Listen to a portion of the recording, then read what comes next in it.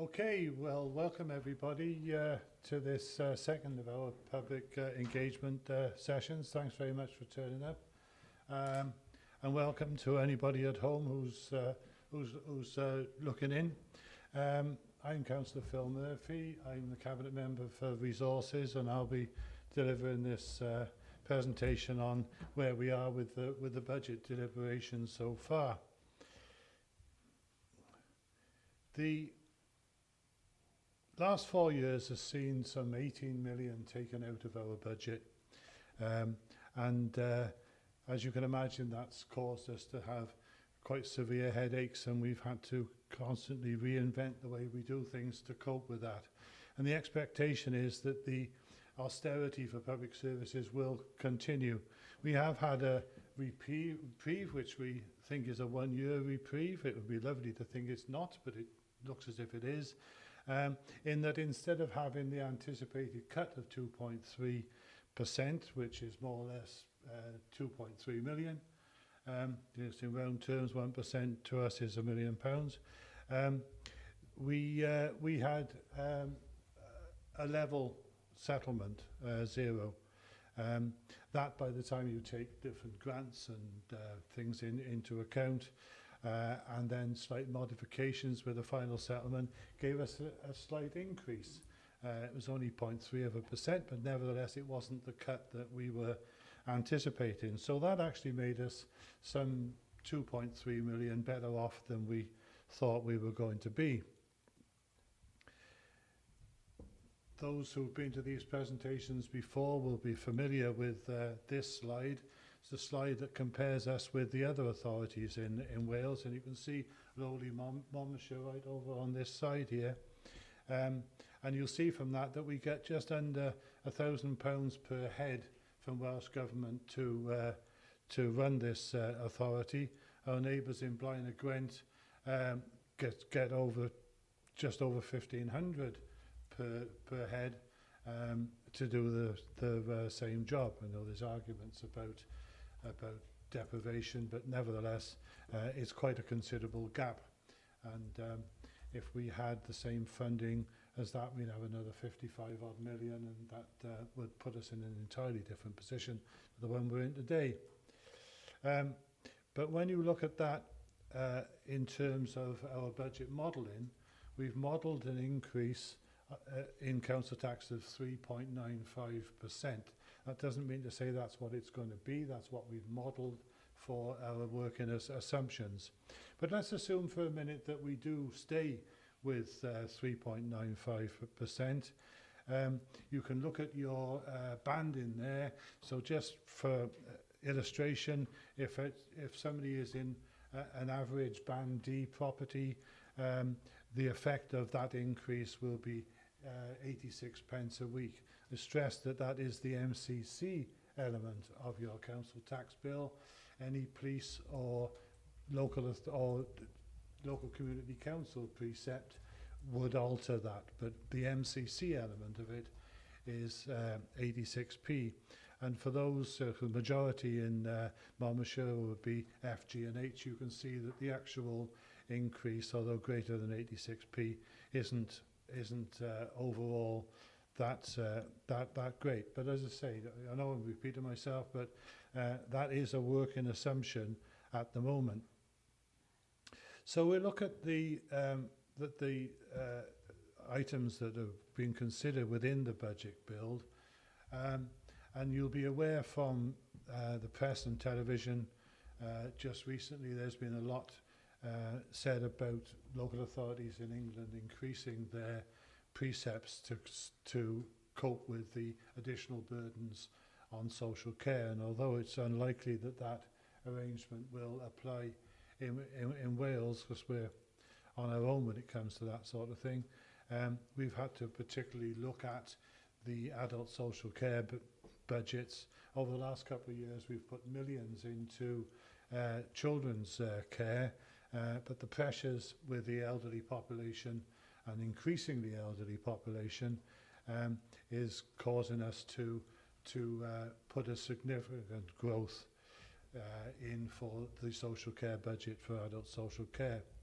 schools are one of our priorities, and by prioritising schools, what we're saying is that they won't suffer the same percentage cuts as other parts of the budget, and we'll be flatlining the levels of cash to schools. Having said that, they will have to pick up some additional burdens, but they do have a budget of some 65 million pounds. So we're asking them to help us out with that. But having said that, their overall cash funding will remain the same. We are a living wage payer. In fact, we pay more than the normal living wage, and we will continue to do that.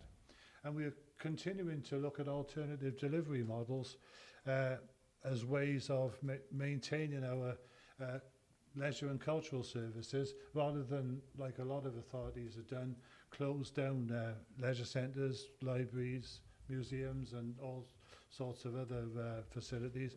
We're looking at ways of trying to prevent us having to do that, and as a result we're looking at different models, and that work is ongoing. We'll be looking to change our way of providing those services rather than risk closing them down. There'll be no increases in car parking charges, and we are looking to maintain all local services, although it's true to say that you may well see different ways that they're being delivered, but nevertheless the service will still be there. So modelling all those budget assumptions and other assumptions regarding pay structures and all sorts of things like that, we've got a gap of some 4.5 million that we're going out to consultation on. So whatever happens, there won't be any more coming from Welsh Government. We have to find ways of coping with that 4.5 million. We looked at our council tax collection rates, and we consistently get in, not in year, but over a period, we consistently get some 99.5, 99.6 or so percent of our council tax in, and that's been consistent now. So we've increased our council tax anticipated collection rate, and taken into account new properties coming online, that gives us an extra 515,000. And resetting the budget for council tax reduction payments to the current level of demand, because we now have had that scheme in for a while and we know how it's panning out, we're able to save another 370,000. And again, all services have had to be reviewed, and staff have been asked, officers are working very hard on ways that they can find to streamline their services. We've been asking them to do it for years, but every time we seem to find another way of coping with it. And some 68 proposals that have come forward will yield 854,000 if we're able to implement them as we think we can. But we're down to, in many cases, very small amounts now. This slide illustrates the fact that we're not just looking at the big ticket items. We've had the low-hanging fruit, to quote the phrase, which I hate really, but everybody uses it. So increasing the take-up of the car salary sacrifice scheme, 7,000 there. Charging schools for waste collection. Charging people where we're able to, for instance, with the bulky waste collection charges. Currently you pay £12 to have up to 3 items collected. It's usually bulky stuff that you don't have the facility to take to the tip yourself. Homemakers will come along and collect that. We're putting that charge up from £12 to £18. But as homemakers get that, we will be reducing the amount that we subsidise them by.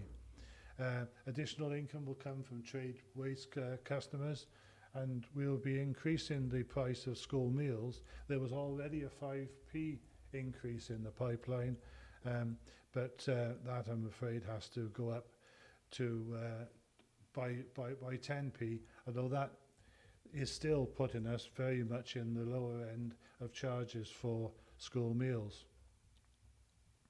When organisations or town and community councils ask for road closures, there is a fee for that, and we'll be increasing that by 50%, as will be the fees for placing skips on the highway, scaffolding, licences, street naming and numbering.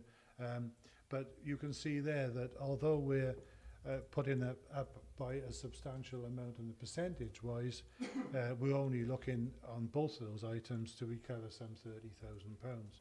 But £30,000 could be somebody's job. Extending charges to other services will give us another 7,000. So as I say, we're into the realms of as many small amounts as we possibly can, because quite frankly the big ticket items have gone. With regards to service reductions, I said earlier that we wouldn't be curtailing any of the services, although we may deliver them in a different way. There's 10 proposals come forward that we're actively looking at, with some 281,000 potential savings. We will be reducing the out-of-county school placement budget by 50,000. We get children given to us by the court that we have to support. The court can easily give us an extra child. There may be a court case tomorrow that's suddenly going to cost us £250,000 a year. That's nothing we can do anything about. But although we can't anticipate that, what we can do is look at our other placements, and we've identified how we can meet some of the external need in county. People who are currently being transported around the county for free are going to be asked to make a contribution to that cost. And the market for the purchase and rental of DVDs in libraries has now gone away due to current technology. It's not cost effective to continue that service. And there will be some staffing restructuring. 28 proposals totaling 444,000, but a lot of that is deleting posts that are not currently filled on the basis that they're not currently filled and we're still providing the service. So we're going to be taking those points out, and wherever possible we do that. Deleting a post that somebody is in is very much a last resort.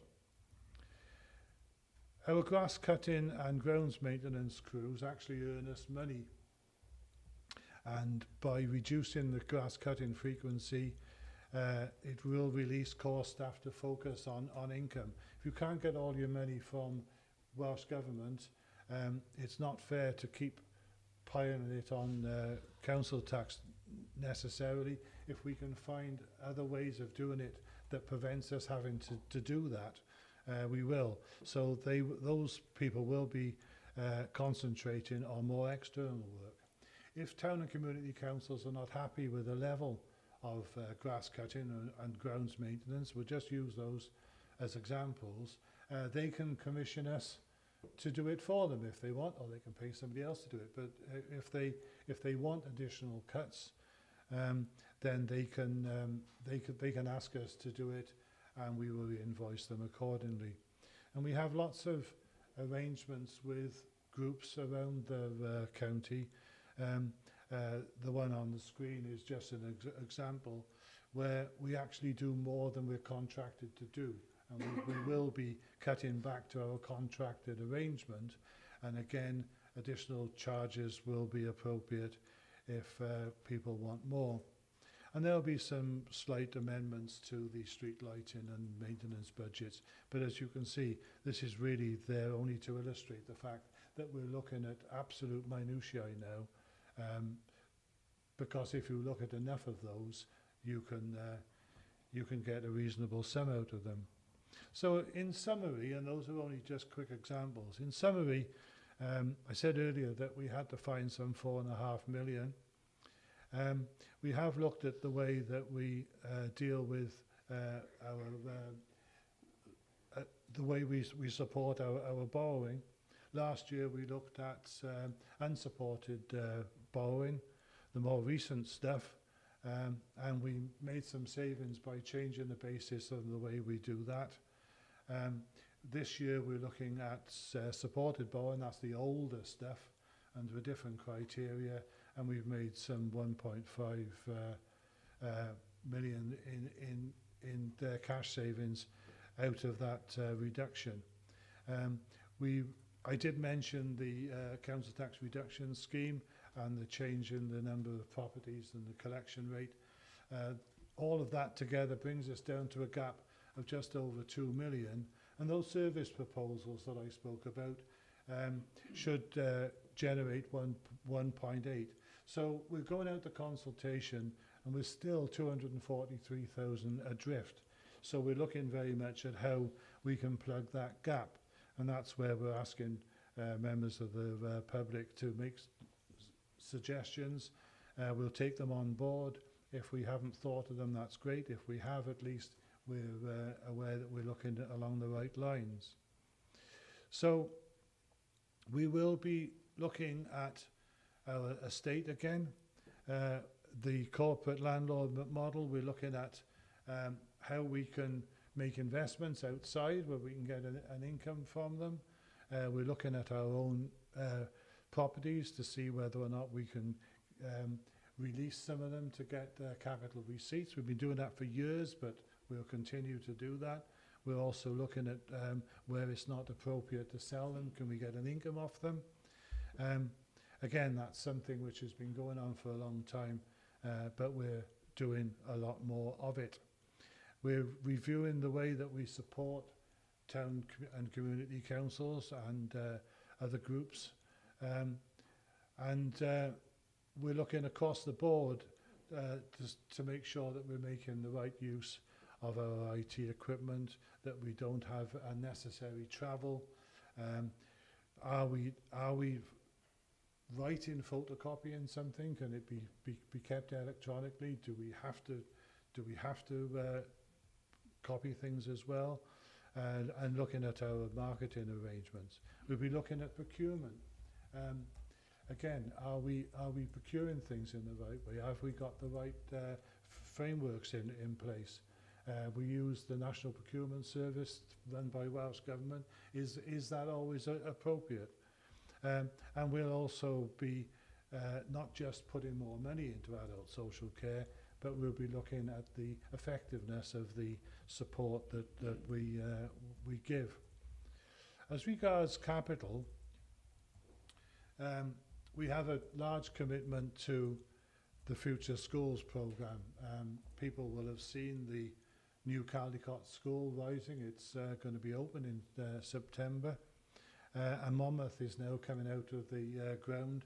That's going to be open 12 months later. But that's some £88 million worth of expenditure. Clearly we have to make sure that we're as lean as we possibly can to cope with the borrowing costs for that, and maximise our capital receipts so that we can make sure that we borrow as little as possible. We also have a core programme that covers highways and property planned maintenance, and that is under extreme stress. We're reviewing the effectiveness of that. We're also looking at the disability facility grants, which I'll come on to in a minute, and also our county farm estate. Are we utilising our farm estate, which is quite extensive, in the right way? Further work's needed on the following schemes before they can be included in the capital budget. So they're not in the budget, but we have got a political commitment to deliver. So it's not that we've parked them up and they're in the long grass. They're very much not in the long grass, and we will be bringing them forward. The first one to come forward will be the Monmouth pool replacement. A lot of work going on that at the moment. work is currently in progress to create the new hub in Abergavenny and the town hall or the market hall, and that will complete our desire to get hubs in each of the towns where we combine all of the services in the one place. With the disabled facility grants, that's been the same for the last 10 years. It gets oversubscribed very, very quickly. We're not just looking at how we can provide more money for that next year, but we're also looking at how we can get some more money into it this year, because we've got a lot of small jobs that would transform people's lives, and we're looking to do that in the current year as well as a better grant in the following year. City Deal is something which is coming up. It's not in this budget because there is no financial commitment to it this year, but there will be in the future. But the idea of that is to generate more growth and value added in the area, and there will be all sorts of benefits accruing to the county out of that. And again, the rationalisation of office equipment. Do we need it? Are the staff in the right place? Are they in a place that necessitates the support of that building and lots of travel? Would it be better off if they were here, for example? So that sort of thing is being looked at. The budget proposals are therefore out for consultation.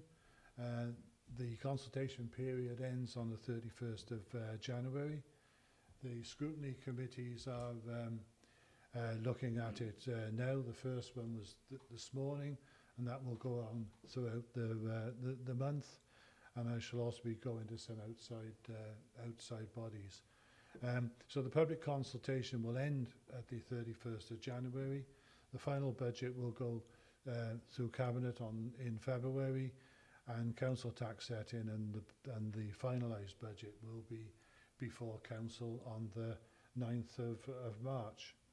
So I would end there and invite questions, but for the purposes of people looking in, please, if you have got some thoughts, share them with us.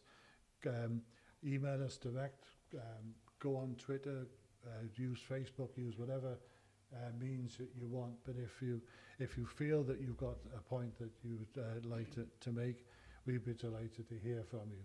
So that's the end of this short presentation, and I'll be happy to take any questions from people in the room.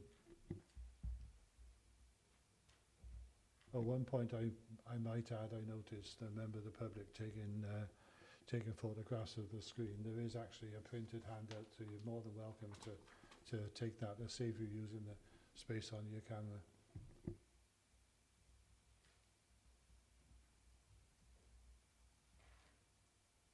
Has anybody got any points that they'd like to raise? Sure. I'd like to ask a couple of questions really around council tax arrears. It's very hard to find anywhere what the exact amount is, but I managed with some research to find that it's currently at 3.6 million, which goes a long way towards filling your 4.3 million gap. And of course, about 3-4 years ago, it was just over £1 million. So the arrears have trebled in about 3 years, which says to me that council aren't performing as well as perhaps they might in that area. Could you tell me what steps, because there's nothing on it on your presentation, you plan to take extra to gather this money back? Because I'm a firm believer that everybody should be paying their way on that issue. Well, the second thing which is related to that is, particularly when we've got elections coming up, is, and I don't mean to say very mischief at all, but out of the arrears, how many of those individuals are councillors who haven't paid with 2 months or more arrears? And the reason I ask that, particularly with all the important meetings that you've got coming up, that if councillors haven't paid their council tax for 2 months or more, there are certain meetings, by law, they're not allowed to sit in and vote in. And I think as a member of the electorate, that's an important issue that we should know about. Okay, And the third question, right. very quickly, is about 3 years ago when austerity first kicked in, Monmouthshire Council set up the Innovation Hub. And Mr Matthews said in 4 years he'd save £43 million. Could you tell us how that's going? Okay, well, we'll work but back. I might rely on the two officers I've got here to answer the last question because they'll have more up-to-date information on that. With regards to council tax collection, yes, the figures you quoted are right. If you go back 3 or 4 years and look at the same graph, you'll see the same relationship. It hasn't got worse. It's always that level because of the amount that we're collecting. Nobody gets written off unless they're actually bankrupt or dead or we literally can't find them. We have attachments of earning orders, attachments of benefit orders. We have just about every means available to us through the courts and private arrangements to get that money in. And our overall collection rate is in excess of 99.5%, but not in current year. So we tend to get 97.5, thank you, Joy, in any one year, but then we're on the people who haven't paid, and those various means of collection then tend to very rapidly bring us back to that normal collection figure if you take it over a period. So yes, we are 3.5 million in arrears currently, but that's in arrears of that's in a collection in year of 45. What's the annual? Can't think off the top of my head. The annual amount that we collect in council tax. Sorry, it's over 50 million now because we collect for the police and community councils as well. Yeah, and the arrears are of everything, aren't they? Yeah. So you know, in context, it isn't that great, but I can assure you we are absolutely on it, and always have been. As for councillors who haven't paid their council tax, they can't vote, and we're on them. That is something that we particularly watch. They can't vote, and they certainly can't stand for re-election. So we do particularly watch that. That's one of the. Do you publish that? We don't. I'll take your word for it otherwise, but Yeah. that's never published anymore. No, we don't. I don't think there's. We haven't published it. We've never had any cause to since I've been in post. That's probably because no one's ever asked. We ask. It's a matter of public interest. We make sure every year that councillors are reminded of their of the requirement to have fulfilled their duties to pay their council tax before they can vote in the budget decision, and that reminder goes out every year to councillors. I've never been in a situation where we've had to stop anybody from voting. And have fallen foul of the law and aren't able to vote, I think that's an important issue that should be made public. As embarrassing that might be for the councillor, as a taxpayer, we're entitled to know who can't represent us. We've never been in a situation where we've had that position. But that's not the point, with the greatest respect. But that's a fact that affects everybody, and we should know about it. yeah, but we haven't had it. Yeah. But we don't know that. No, we can assure you that it doesn't happen, and that the note that Joy's referring to goes to all councillors. We don't just. I mean, I get it. Mine's never in arrears, but you know, I get that letter as well. Oh, it's an email actually. Just reminds everybody of their responsibility. It's basically to remind people that if they fell into that category, we are checking, and they will not be allowed to vote. Peter, do you want to pick up that other point? Yeah, that's absolutely fine. Just offering a suggestion, really, just in terms of appeasing I'm just wondering as to whether we just make a statement to that effect in the reports that we take through council. And then, you know, in the interest of openness and transparency. So, yeah. Anyway. Just in terms of, I think, which was your third question, which was, I guess, a question that was referencing back to the Centre for Innovation. I held the position of Head of Innovation back then. I'm not familiar, and I know Councillor Greenland, who was, I guess, my cabinet member at that time. I'm not aware of our Chief Executive making a statement to that effect. Certainly to that sum, anyway. Press 43 million. Right. So Okay. I was very curious to see if that was going to happen. Right. Okay. It's certainly not a figure that I'm familiar with, but however, I think what I would touch on is, I guess, our approach to innovation that's been enshrined within, I guess, our your county your way philosophy originally, that's now developed into our future Monmouthshire approach within the last 12 months. You know, and that is very much driven and been you know, embedded within our budget approach. And very much, as Phil touched on in the early part of the presentation, I mean, even referencing the last 4 years, Phil, and the £18 million of savings that we've been able to take down within the business, protecting frontline services, etc.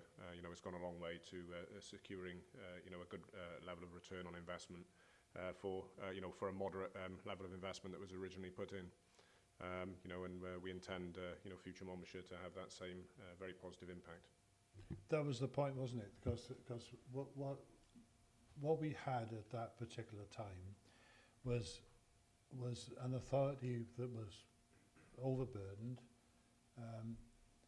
not as effective as it ought to have been, and it needed a radical approach. And the whole idea of setting up the Innovation Lab was it's a way of digging in, examining all of the different systems. We even had external contractors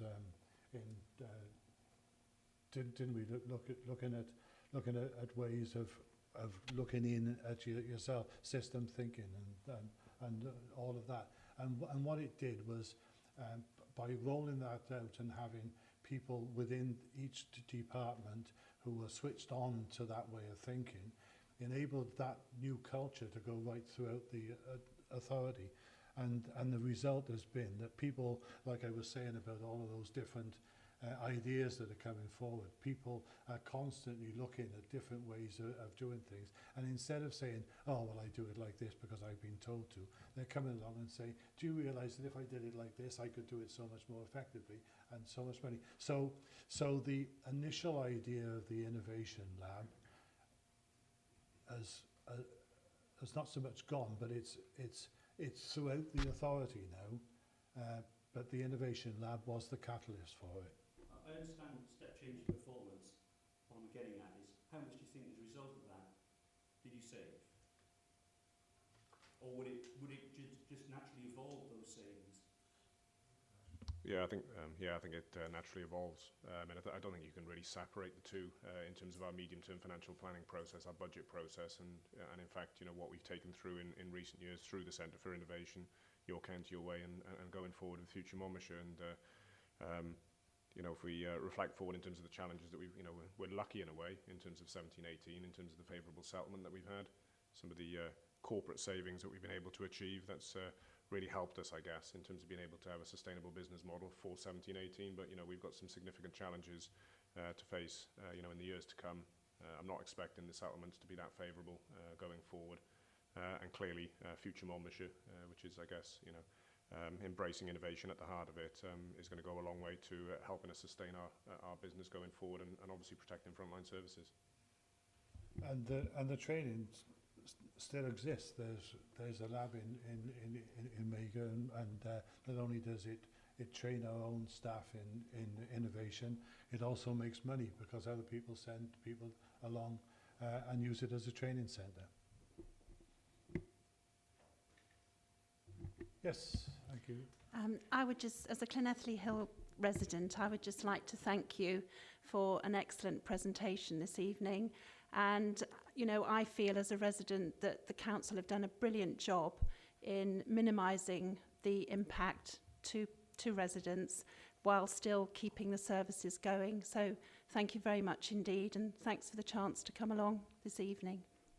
That's very kind of you, thank you. Anybody else got any points that they want to make? Because Just one, Phil. you, I'm asking you to look at a crystal ball. Strategy around Brexit risks? who knows? I suppose it is a rhetorical question. Yeah, anybody who's brave enough to make a statement on that's welcome to do it. Peter? It's going to be a very short statement. I think it's going to be a reactive model. You know, we're going to have to react to the circumstances that play out, I think. You know, and it will come through from central government, Whitehall, down through Welsh government. You know, it will be, I guess we'll see impacts playing through our communities, hopefully, you know, positively. But you know, that's not necessarily the case. There's a lot of uncertainty, and it may take some time for that to play through. So, you know, we've just got to keep track of that. Has a risk assessment been done on it yet? Well, funnily enough, sorry, I was in Economy and Development Select Committee this morning, and our strategic risk assessment has been brought through that, and one of the key strategic risks is around the impact of Brexit. So absolutely, it's featuring you know, significantly within our risk approach. Yeah.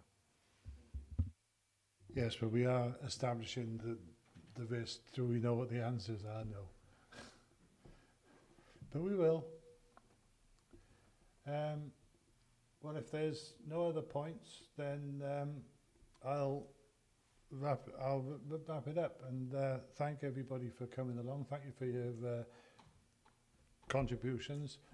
Like this afternoon's session, which was slightly better attended. The quality of the questions and the discussions around them was absolutely wonderful. So thank you again, and thank you to those watching at home.